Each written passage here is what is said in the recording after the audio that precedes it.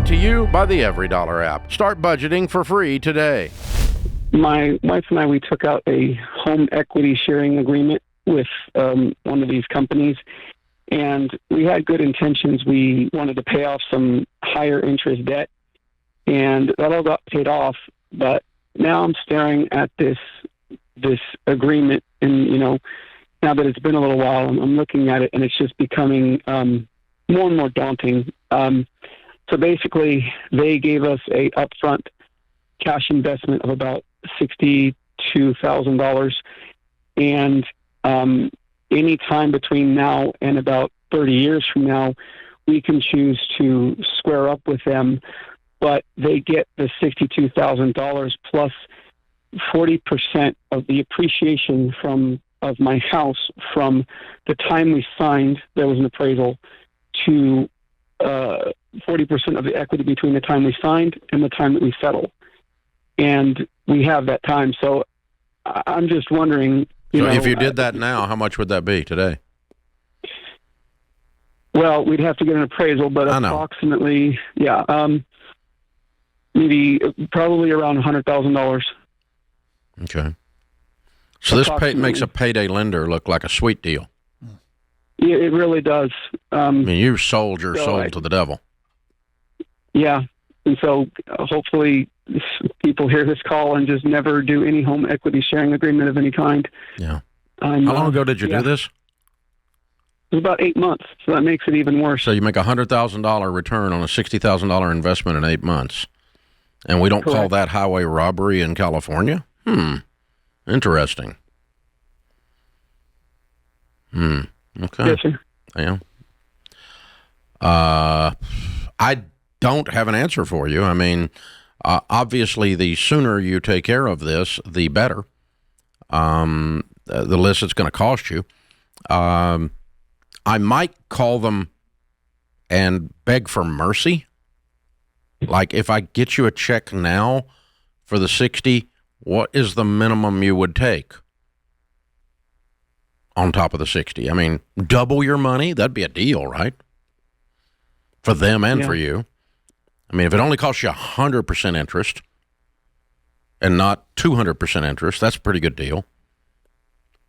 So just by talking to them, compared to what you got, right? So I, as far as I know, what you've done is perfectly legal. In terms of, is there some kind of a basis to go at them? No, I think you just signed up for a really ugly trip and are getting to take it. So the only thing I can think of is, first off is try to talk them down and then go refinance and take care of it immediately. And then second off, if you can't do that, you've got to end the cost as quickly as possible, because every day you screw around with this in California, in Sacramento, your house is going up in value, and every time it goes up in value, $1,000, they get $400. Mm-hmm. Yeah. I'm just curious, what did you do with the $60,000? He paid off the dets. Oh, I see. I missed paid off those debts. Oh, you paid off debts. Okay. Yeah. Mm. Yeah.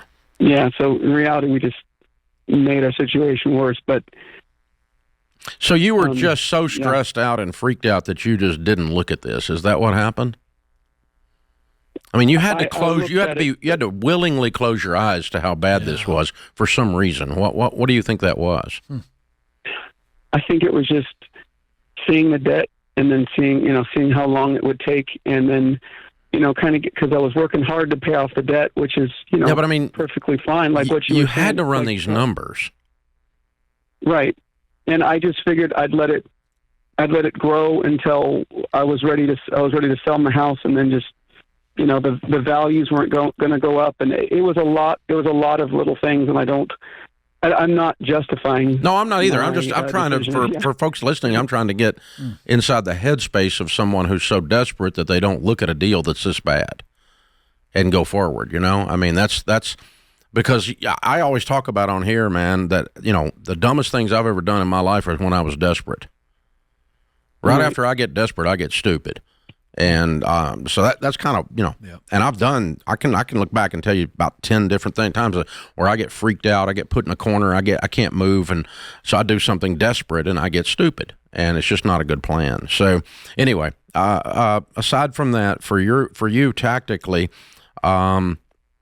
it's very unpleasant, but you're in a very unpleasant scenario. So best case is you talk them down and you go get some money right now and pay them out. Talk them down to 100% return on their money in 8 months. That's a sweet deal for them. And compared to the terms you've currently got, it's a sweet deal for you, right? Yes. I mean, that if you call me up and I was in this deal and offered that, I'd be thinking about it if I was on the other side of this. And so that's, have them think about it. Then if you can't do that, then you either refinance and buy them out today and end this because you've got that option, or sell the house. And get out of it. And that's your most painful of the three. Staying in the property and letting this thing continue to tick, letting this bomb continue to tick in your closet, nope, not doing that. You're going to wake up 10 years from now and your whole life is going to be screwed. So meanwhile, you could have been owning a house that you owned and so forth. So yeah, you need to clean this up in the next 6 months by talking them out of it, refinancing, or selling. One of those three. And if you can come up with another idea, I'd be willing to listen. I just don't know what it is. That's the first one that comes to me. So shared appreciation mortgages, SAMs, came out in the 80s. They showed up in the 80s. And to try to get a lower interest rate, because rates were so high in the 80s. We were in 12%, 14%, in the early 80s, 18% for a few minutes, real estate market.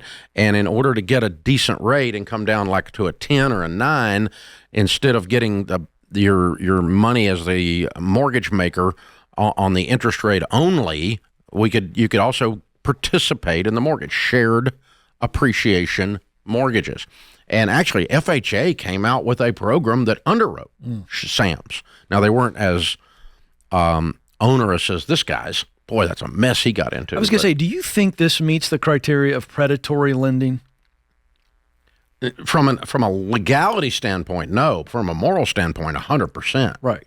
Yeah. Yeah, 100%. Yeah, when you're making usurious amounts of return, but again, the company did not mislead Isaac. That's correct. That's right. He walked into this straight up with his eyes open and just said, sign me up for stupid. And I've done that, so I'm not picking on Isaac. Sure. And he's beating himself up enough without me beating him up. That's not right. The point. But but yeah, it's definitely predatory. I mean, but so is payday lender at 800%. That's true. On a $200 cash advance. Yeah, that's true. To poor people. Yeah. But it's legal in most states. Yeah. And it's it's absolute scum. It's a horrible product. Yeah. And how do you sleep at night doing that to somebody? No. Yeah, I mean, they're basically stealing equity out of his home. No, they didn't steal it. They Well, okay. He gave it to him. I'm saying conceptually, though, the deal works out for them. Yeah. Oh, it's unbelievable. I mean, they said, we'll give you $60,000 and you can't get it anywhere else. That's right. And because you're broke and in debt and your credit's bad and everything else, and here you are desperate, and you just have to sign over 3 of your children, and we're going to put them in the safe and feed them through the door until you come back and get them. I mean, that's what we're doing here. It's Hansel and Gretel, right? So, oh man. Create your free every dollar budget today, the simplest way to budget for your life.